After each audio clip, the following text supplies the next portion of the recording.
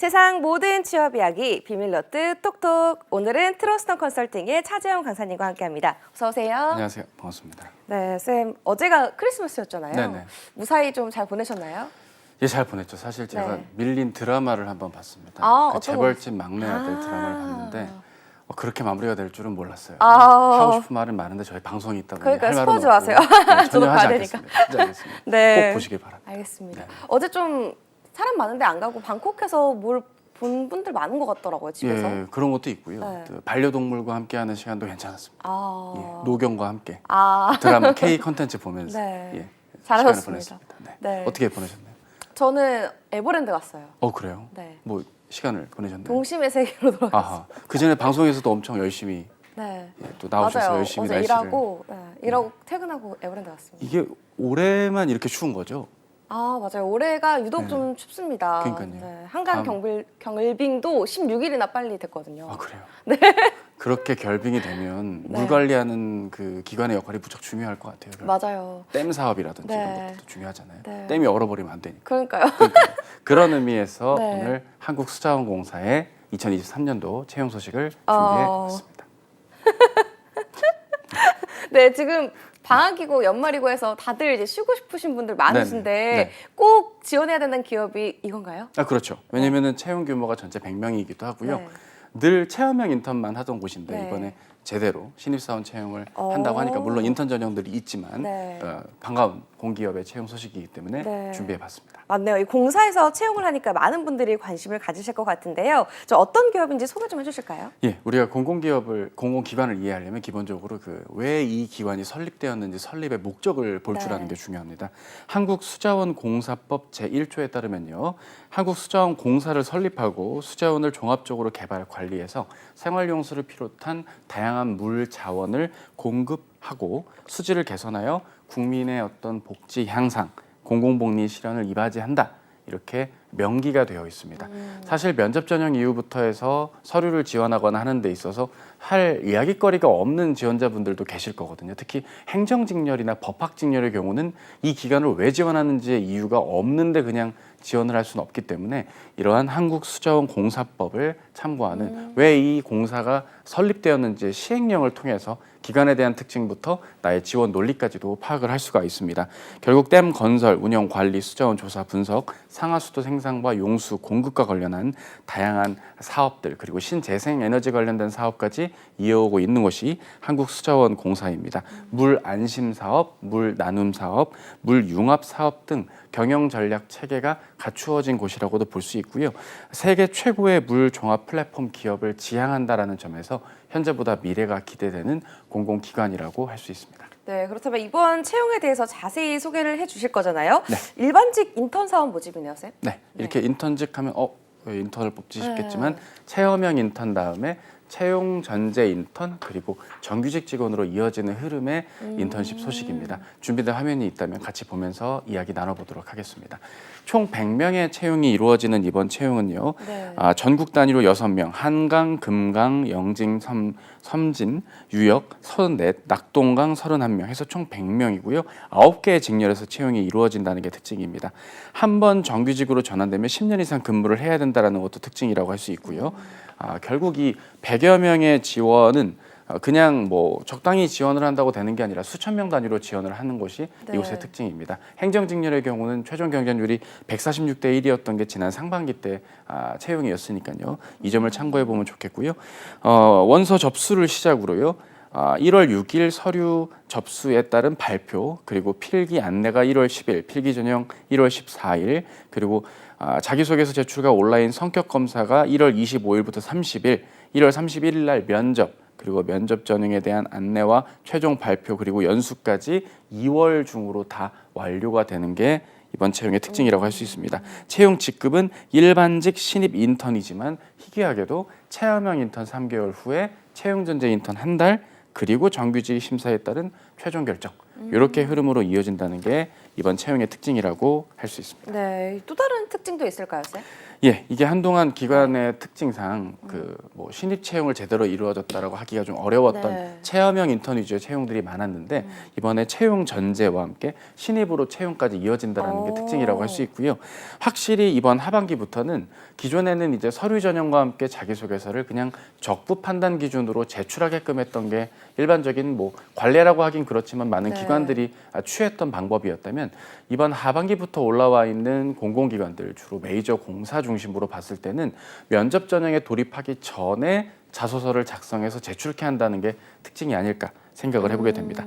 그리고 경쟁률도 아까 말씀드렸지만 100 단위로 그 경쟁률이 치열하다는 점도 특징이라고 할 수 있고요. 네. 행정직렬 내에서 법학과 관련한 직렬의 경우는 필기 테스트인 직무 능력 평가에서 법학 관련된 과목만 테스트를 한다는 것 이런 것들이 좀 특이하다 할 수 있습니다. 결국 최근에 공공기관의 채용 트렌드에 맞게 결집되어 있는 그리고 반가운 채용 소식이다 이렇게 좀 말씀을 드릴 수 있겠네요. 네, 알겠습니다. 그럼 저희 모두의 채용 톡톡에서 이 한국수자원공사 채용에 도전하시는 분들에게 도움을 드려야 하잖아요. 서류 전형부터 자세하게 조금 살펴주실까요? 네, 좋습니다. 뭐 자기소개서를 막 네. 짜잔 하고 알려드리기보단 제출을 해야 되는 그 어학 자격과 네. 필수 자격들이 있거든요.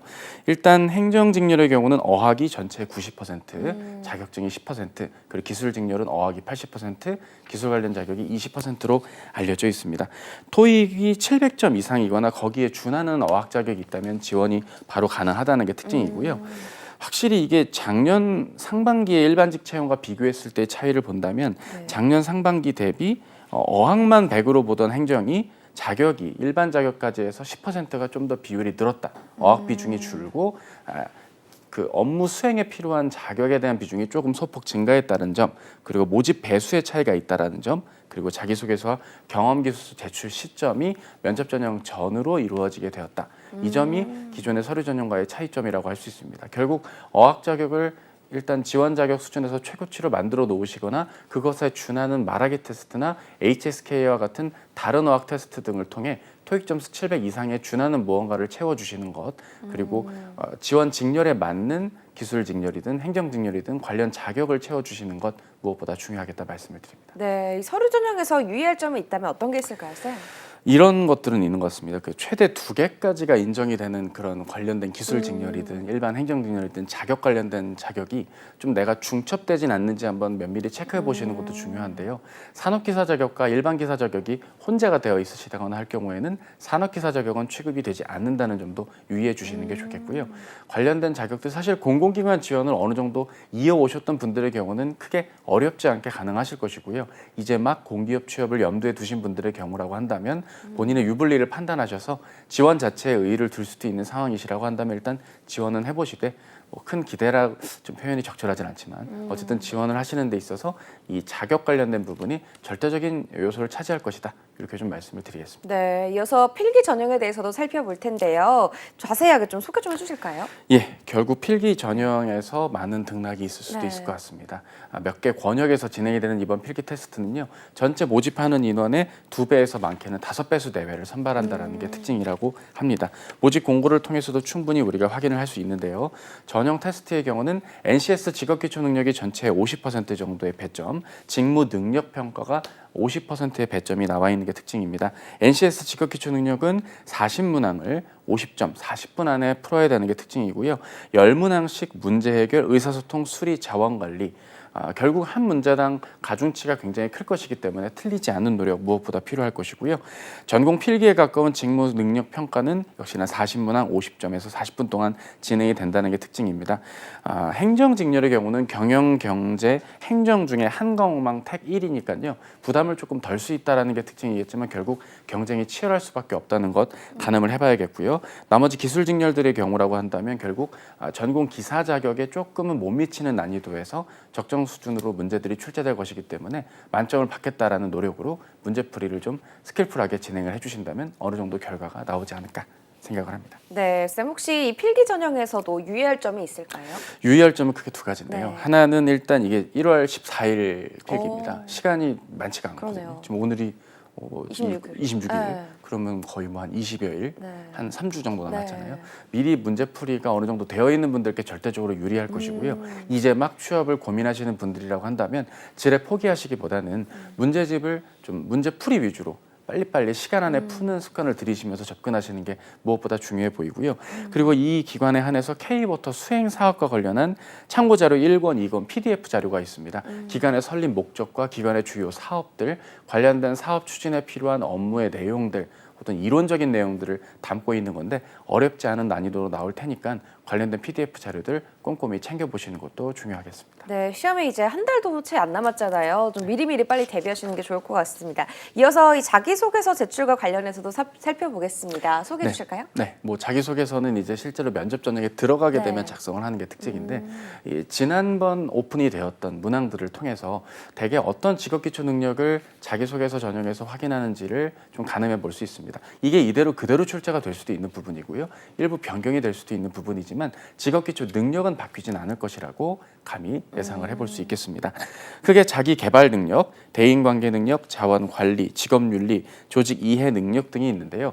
한국수자원공사 하면 이 조직 이해 능력 관련해서 많은 분들이 결국 이 부분에 어떤 내용을 채워야 될지 고민들이 많으실 것으로 보이는데 네. 기관의 설립 목적이라든지 주요 사업의 현황이나 특징 등을 통해 해당 기관의 사업의 성격에 내가 좀 더 관심을 갖게 되었던 부분 혹은 지원하시려는 직렬이 어느 정도 퍼포먼스를 내어준다면 관련 사업의 성과가 지속 가능하게 이루어질 것이다라는 논리로 접근을 해보시는 것들.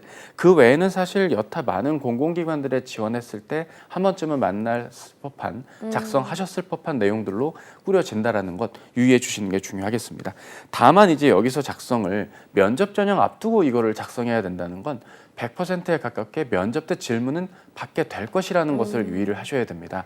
해당 내용, 해당 그 문항들, 직업기초 능력에 맞게 나의 자기소개서를 작성하실 때 내가 작성한 내용을 꼭 자세히 적어야겠다라는 것들보다는 묻는 의도에 맞게 내용들을 꼭 채워주되 내가 좀 분량 관계상 혹은 시간 관계상 덜 채워진 부분들은 100% 면접 때 내가 답변을 해야겠구나라고 생각하면서 꼼꼼하게 접근해 주시는 게 중요하겠습니다. 네, 이 작성된 내용을 토대로 이 면접이 진행이 되니까 좀 꼼꼼하게 작성해 주셨으면 좋겠다라고 말씀을 주셨습니다. 또 다른 유의할 점이 있으면 어떤 게 있을까요? 많은 분들이 이게 첨삭을 진행하다 보면 물어보시는 것 중에 하나가 자원관리 능력 부분을 질문을 하시는 경우가 있습니다. 어떠한 방식을 계획을 세워서 일을 처리하는지에 대한 개인적 경험을 기반으로 적어달라. 근데 이제 개인적 경험을 적다 보니까 이걸 내가 경험으로 적어도 되나 아닌가 헷갈려하는 경우들도 종종 존재하거든요. 네. 중요한 일에 대한 기준도 모호할 것이고요. 그럴 때는 문항에 있는 워딩들, 조건들에 대한 기준점도 자기소개서 안에 같이 적어주셔야 면접 때 평가할 때 유리할 겁니다. 그러니까 그냥 드립다 개인적인 경험부터 적으면 이 일이 중요한 일인지에 대한 역질문이 나올 수도 있는 것이기 때문에 태클을 피하기 위해서라도 나는 이러이러한 선택 기준을 갖고 일을 했을 때 뭐 자원 활용에 가까운 나의 계획적인 업무 수행을 처리할 수 있었다.